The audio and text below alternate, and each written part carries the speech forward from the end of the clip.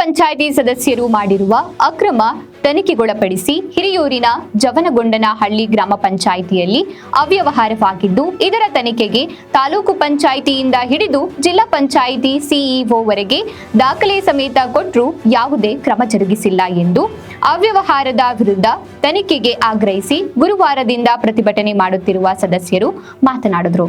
ಪಂಚಾಯಿತಿಯಲ್ಲಿ ನಡೆದಿರುವ ಅಕ್ರಮದ ಬಗ್ಗೆ, ಇಲ್ಲಿ ನಡೀತಿರುವಂಥ ದುರಾಡಳಿತದ ಬಗ್ಗೆ ನಾವು ಎಷ್ಟೇ ಮೇಲಧಿಕಾರಿಗಳಾದ ಇಒ, DS, CS ಎಲ್ಲರಿಗೂ ಸಹ ಕಂಪ್ಲೇಂಟ್ 2 ವರ್ಷದಿಂದ ಸತತವಾಗಿ ಕೊಟ್ಕೊಂಡ್ಬಂದರೂ ಸಹ 300ರಿಂದ 400 ಅರ್ಜಿಗಳನ್ನ ಕೊಟ್ಟು ಸೂಕ್ತ ದಾಖಲಾತಿಗಳನ್ನ ಕೊಟ್ಟರು ಯಾವುದೇ ಕ್ರಮ ಕೈಗೊಂಡಿರೋದಿಲ್ಲ. ಹಾಗಾಗಿ ನಾವು ಲಾಸ್ಟ್ ವಿಧಿ ಇಲ್ಲದೆ 10 ಜನನ ಹೊರತುಪಡಿಸಿ ಇವರು ಸುಮಾರು 3ರಿಂದ 4 ಮೀಟಿಂಗ್ಗಳು ಅವ್ರಿಗೆ ಮನಸ್ಸೇ ಬಂದಂಗೆ ರೆಗ್ಯುಲೇಷನ್ನ ಪಾಸ್ ಮಾಡ್ಕೊಂಡಿರ್ತಾರೆ.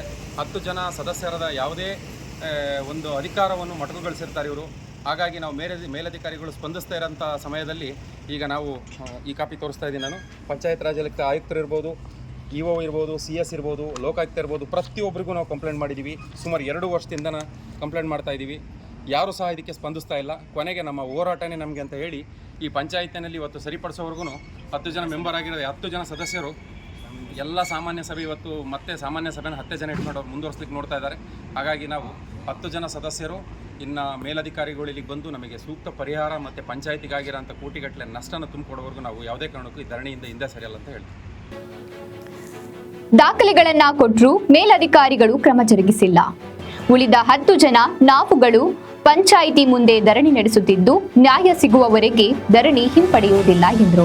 ಇಲ್ಲಿ ಕಳೆದ 3 ವರ್ಷ 8 ತಿಂಗಳ ಒಂದು ಅಧಿಕಾರದ ಅವಧಿಯಲ್ಲಿ ಏನು ಮಾಡ್ತಾ ಇದ್ದಾರೆ ಅಂತಂದರೆ, ಯಾವುದೇ ಸೂಕ್ತವಾದಂತಹ ದಾಖಲಾತಿಗಳನ್ನು ಗ್ರಾಮ ಪಂಚಾಯಿತಿ ಸದಸ್ಯರುಗಳಿಗೆ ಕೂಡ ಒಂದು ರೆಸಲ್ಯೂಷನ್ ಕಾಪಿ ಆಗಿರ್ಬೋದು, ಒಂದು ಈ ಸೊತ್ತಾಗಿರ್ಬೋದು, ಪ್ರತಿಯೊಂದನ್ನು ಕೂಡ ಫೇಕ್ ಮಾಡಿ ಇದನ್ನು ಮಾಡ್ತಾ ಇದ್ದಾರೆ ಇಲ್ಲಿ. ಮತ್ತು ಇಲ್ಲಿವರೆಗೂ ಕೂಡ ಪಾಸ್ ಶೀಟನ್ನು ನಾವು ಹಲವಾರು ಬಾರಿ ಕೇಳಿದ್ದೀವಿ. ಆದರೂ ಕೂಡ ಒಬ್ಬರೇ ಒಬ್ಬ ಅಧಿಕಾರಿ ಆಗಿರ್ಬೋದು, ಇಒ ಆಗಿರ್ಬೋದು, PDO ಆಗಿರ್ಬೋದು, CS ಆಗಿರ್ಬೋದು, DS ಆಗಿರ್ಬೋದು, ಪ್ರತಿಯೊಬ್ಬ ಅಧಿಕಾರಿ ಕೂಡ ನಮಗೆ ಒಂದು ಹಾಳೆಯನ್ನು ಕೂಡ ಕೊಟ್ಟಿಲ್ಲ. ಈ ರೀತಿಯಾಗಿ ಕೊಟ್ಟಿಲ್ಲದಲ್ಲೇ ಇರೋದ್ರಿಂದ ಮತ್ತು ಸಾರ್ವಜನಿಕರಿಗೆ ಮೂಲಭೂತ ಸೌಕರ್ಯಗಳನ್ನು ಕೂಡ ಇವರು ಕುಂದುಕೊರತೆಗಳನ್ನು ಮಾಡ್ತಾ ಇದ್ದಾರೆ.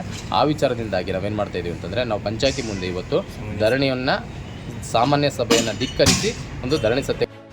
ಈಶ್ವರ್ PDO ಅವರ ವಿರುದ್ಧ ಧಿಕ್ಕಾರ ಧಿಕ್ಕಾರ ಧಿಕ್ಕಾರ ಧಿಕ್ಕಾರ.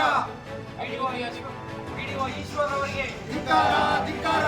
ಮೇಲಧಿಕಾರಿ ಈಶ್ವರ್ ಅವರಿಗೆ ಧಿಕ್ಕಾರ ಧಿಕ್ಕಾರ. ಪಂಚಾಯತಿ ಅಧ್ಯಕ್ಷರ ಅವರಿಗೆ ಧಿಕ್ಕಾರ.